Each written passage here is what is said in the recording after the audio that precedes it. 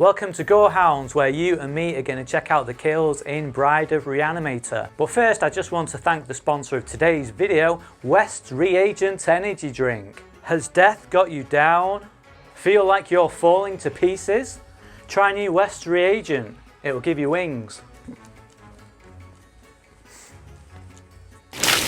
Dr. West and Dr. Dan are back, continuing their reagent experiments safely in the middle of a civil war. West and Dan lose an injured soldier and West quickly reaches for the reagent, when new character Francesca bursts in to tell them that the civil war is no longer safe. We get our first kills when enemy soldiers attack, and no, you didn't accidentally put Rambo on.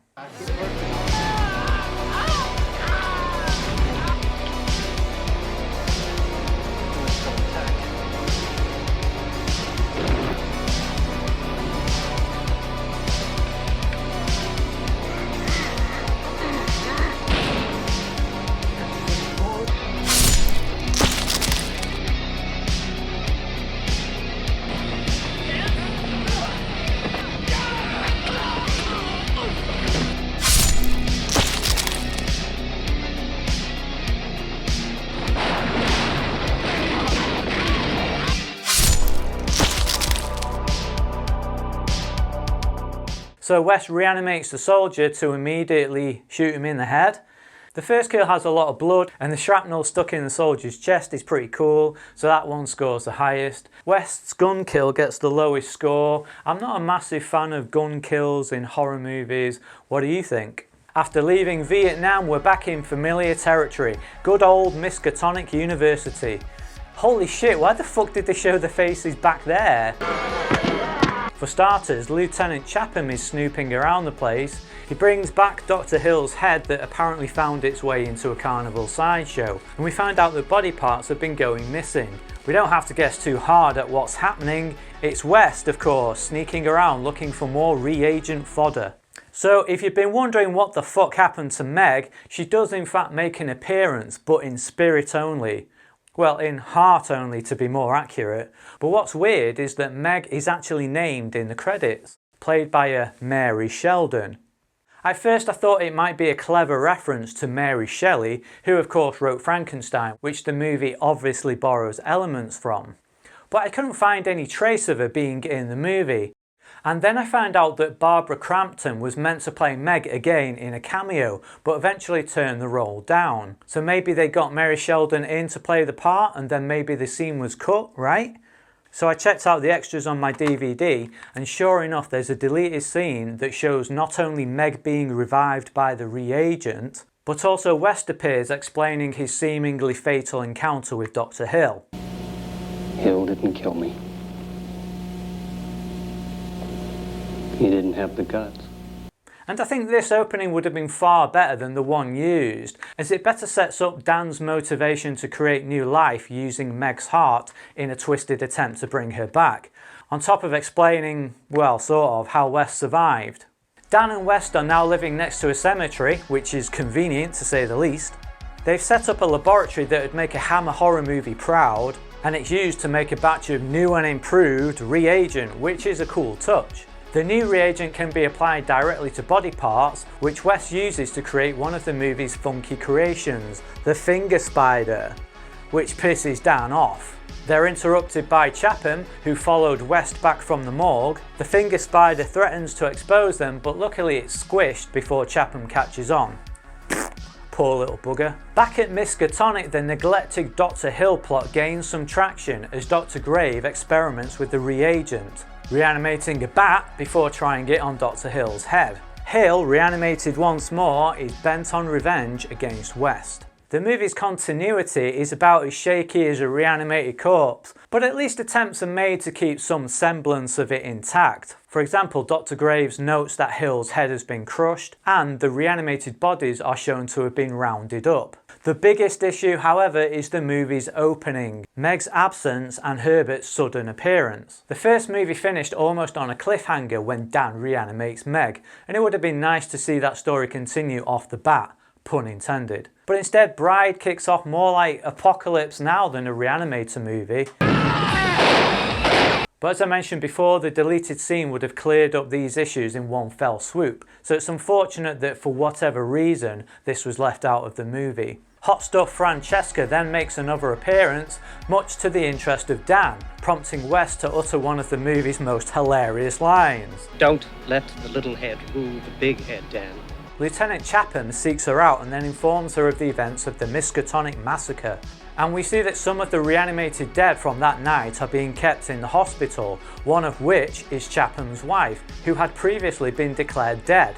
This explains his tenacity in wanting to solve the case. Back at the cemetery, Dan enjoys Francesca's pasta sauce, whilst aboard West amuses himself with a new creation, the face kicker. So is Wes jealous of Francesca here? So Bride of Re-animator continues the amazing dynamic of West and Dan, with West turning into an even more controlling character. Dan almost quits the partnership but is brought back on board by West. Oh, I see. Well, I didn't see you rejecting my work when Meg was lying there dead.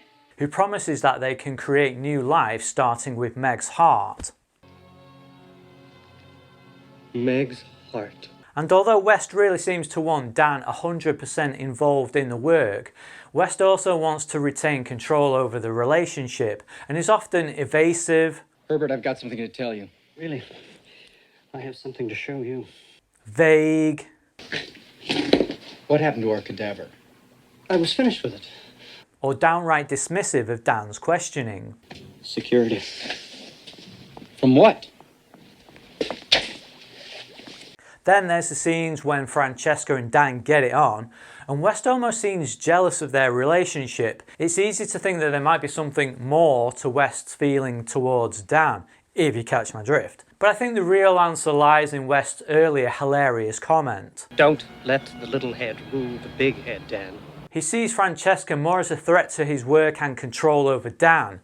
An outsider, somebody who can take Dan's time away from the work, and who could potentially discover just what they are both up to, which she eventually does. Dan again provides the moral centre, nearly quitting the Re-antics, questioning West's actions. Is this what it's all about? Is this what all our great work has led to? And suggesting alternative, less illegal paths that they could take. Why don't we just publish our findings? We could get grant money. But Dan often seems lost in a kind of emotional dream world. Wes seems to be losing his humanity whilst Dan's is being amplified and warped. Wes couldn't really care less about cutting up and using body parts to fuel insane creations, whilst Dan gets so emotionally attached he fails to see the grim meat-hook reality of what they are actually doing. It's a great shame that this relationship isn't continued in the final movie, Beyond Re-animator, but I'll go over that in my next video. Lieutenant Chapham makes a surprise Columbo visit and forces himself into West's Hammer Horror laboratory. West is forced to defend himself against Chapham, providing a much needed kill and of course reanimation, so let's check it out.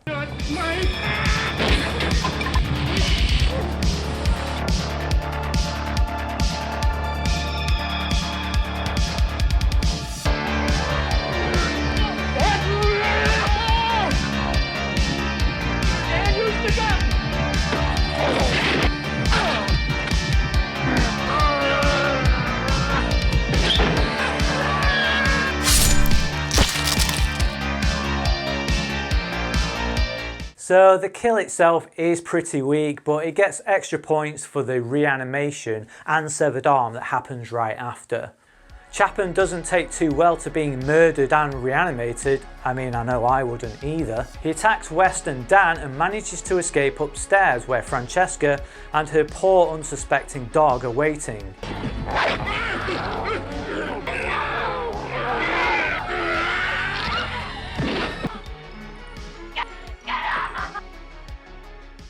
The dog scene sort of echoes the cat from the original, even to the point that both Meg and Francesca walk in to see fucked up reanimated versions of their pets.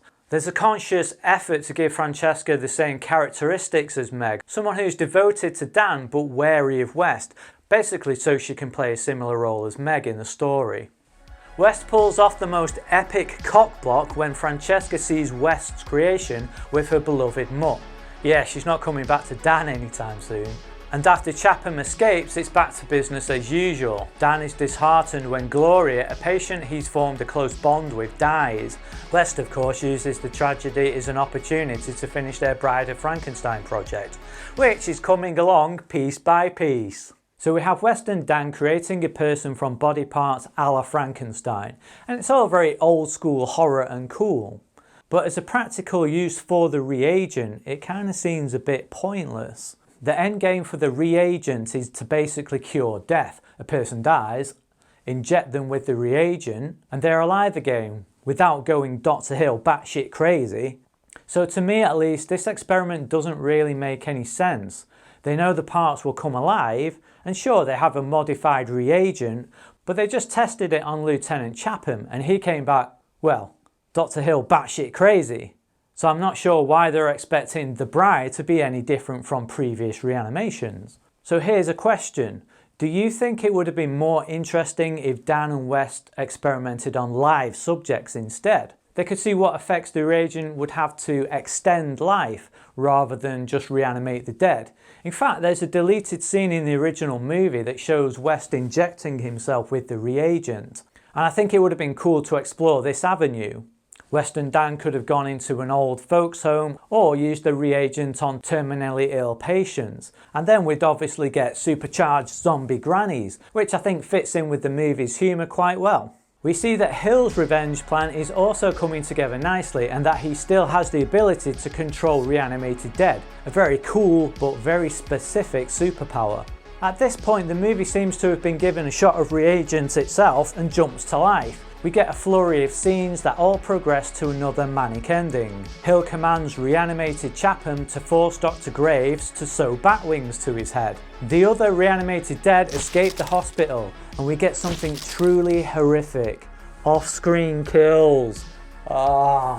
West and Dan take their experiment and relationship to the next level when Dan reanimates the bride. West looks so fucking chuffed that Dan is fully committed to the cause. West receives a present in the post. Maybe it's a gift from Dan.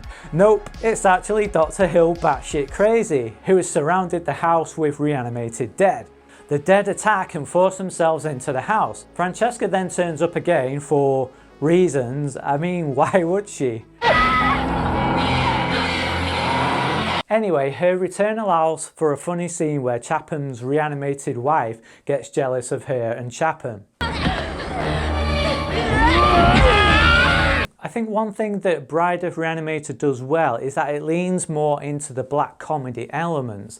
There's some wicked one-liners here. West, you stupid biped! As well as more visual gags. My favourite's when Dr. Hill plays dead while Dr. Graves shows him off to another staff member.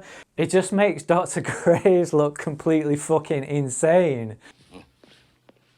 Talk, damn it! Talk! The three now hole up in the Hammer Horror Lab and the reanimated dead try to break in. Now it's time for the movie's, possibly the series' most awesome kill when the bride becomes jealous of Francesca and Dan shuns the bride's emotional advances.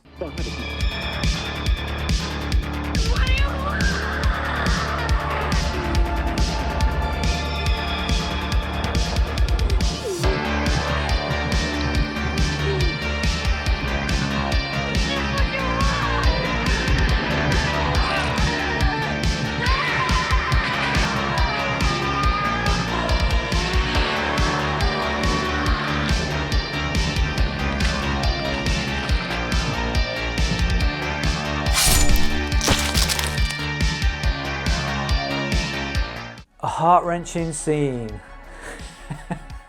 And we're not done yet, even more cool shit happens. Dr. Hill batshit crazy and his dead break in and attack, forcing everyone to escape through the crypt in the graveyard. West's discarded experiments come back to haunt him, and we see tons of cool creatures join the attack.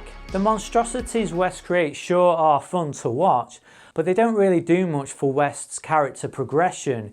He seems more interested in goofing around than trying to find a practical use for his reagent. Most of the time, West just looks like he's using the reagent to stave off boredom, almost like a drug addict, addicted to reanimating any and all objects just to amuse himself briefly.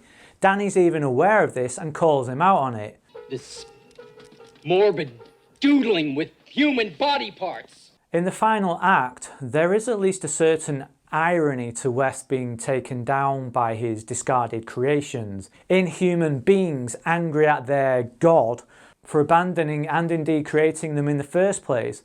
But this unfortunately isn't explored in much detail, and I think it would have thematically matched well with Dan's situation with the bride, the two characters facing their flaws made flesh. But the ending, as manic and exciting as it is, feels a little rushed. During the panic and possibly Dr. Hill flapping around the place, the crypt starts to collapse and takes out one of the dead, with a little help from Dan.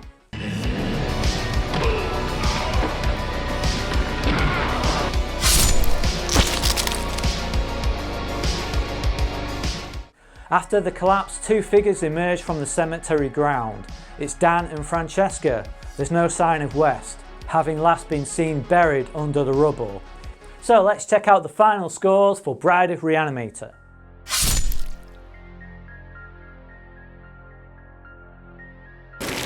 So the first thing that strikes us is the lack of kills compared to the first movie. Not only that, but most of the kills are very brief in nature and don't have the same flair behind them. So the gore score is lower, but the movie's overall score is lower as well. It's hard to nail down specific issues with Bride of Re-animator. After all, West is back, Dan's back, Dr. Hill's back, there's even more reagent, re-antics, and there's a decent amount of blood and gore, yet something feels lost in the mix. I think part of the problem is that the film lacks a true antagonist. Dr. Chapham is a dead end, dispatched midway through the movie, effectively ending the tension that West and Dan might be caught and made accountable for the Miskatonic massacre. And then it's up to Dr. Hill to take up the slack.